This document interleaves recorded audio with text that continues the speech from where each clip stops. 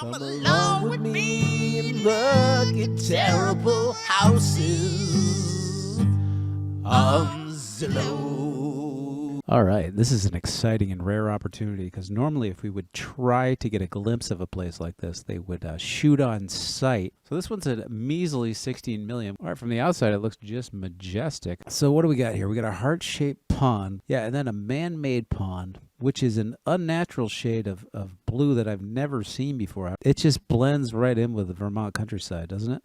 You can barely notice it's there. Look off in the distance, you can see the shanties.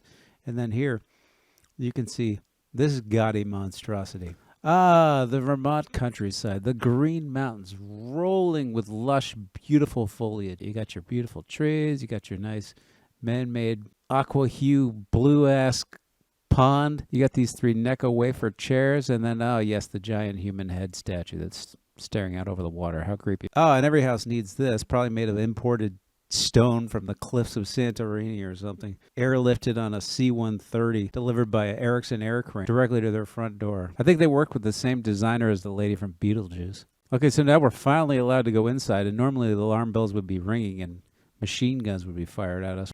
I think we had these chairs in like 1986, but I think they were off-white.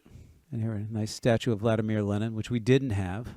And the rusty train. Gotta have that. Satanic horns here. Playing tribute to the dark god. I love it. All right, it took me a minute to figure out what this was, but I think it's a sink. Once again, from the cliffs of Santorini, they had that airlifted in. That was a separate flight, though. 15 million, I think they paid for that one. Everything's, and this is interesting because if you look here, there's toilet paper. So apparently rich people poop too. Here's the office where you can check the status of your trust fund or fire people from remotely. So that's cool. Nice statue here of jeans. All right, and here you get a real good shot of the hue that the man-made water area holds. I don't, like I said, I've never seen it. It's like when you're coloring a picture of water when you're in 3rd grade. That's the color you'd select. This must be the guest house. This is where you put the people you don't like. Very Vermont with all the antlers too, isn't it? It's like, oh yeah, we're just like everybody else. Only they didn't go out and shoot the deer and have their antlers taken off. They bought this at a Sotheby's auction for $38,000. Little deck here on the Bonvillain porch. You can walk out and go to your garage or whatever the hell this building. It looks like a crematorium. I've never seen a glass garage. I don't know how much those are. It wasn't even an option when I went to buy a garage door. So imagine it's nighttime and you're headed off to your gym. You quickly walk down the hallway and out of your peripheral vision, you catch the sight of a man in the bushes.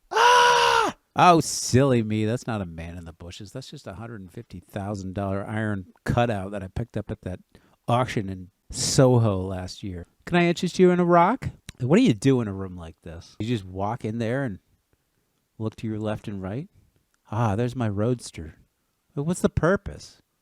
I don't get it. You take them out and ride them around the compound? It doesn't look appealing to me. You know, I've never thought to look on Amazon to see if they have giant wall watches, but I'm assuming that's where they got these. And every humble Vermont estate needs a purple tennis court. 15-car garage, beautiful.